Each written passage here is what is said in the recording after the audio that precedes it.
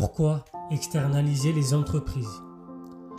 L'externalisation ou outsourcing en anglais consiste à confier à un partenaire extérieur tout ou une partie d'une activité réalisée jusqu'alors en interne. Pourtant, l'intégration verticale des firmes présente des avantages. Elle permet d'abord d'engranger de la valeur ajoutée le long de la chaîne de valeur. Valeur ajoutée sur chaque production intermédiaire. Plutôt que de l'abandonner à d'autres firmes, elle permet aussi de réduire les coûts de transaction. Ça, c'est l'explication en économie qui est proposée par Ronald Coase. Il en coûte effectivement de passer par le marché et parfois la coordination interne par la hiérarchie est supérieure à la coordination des activités par le marché.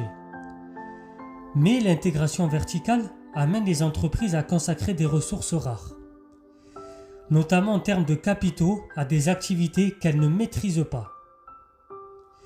Elles subissent alors des coûts d'opportunité élevés. Il est plus efficace de se recentrer sur les activités les mieux maîtrisées, c'est-à-dire le cœur de métier, et de sous-traiter tout le reste. Elles peuvent alors profiter du savoir-faire de production, du savoir-faire de producteurs qui sont spécialisés et donc de bénéficier des économies d'échelle que ces derniers réalisent grâce à des séries plus longues.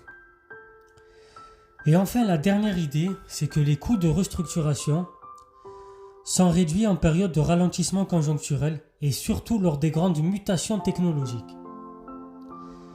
La concurrence exacerbée dans une économie mondialisée a poussé les grands groupes à opérer de vastes mouvements d'externalisation dans quasiment toutes les branches d'activité.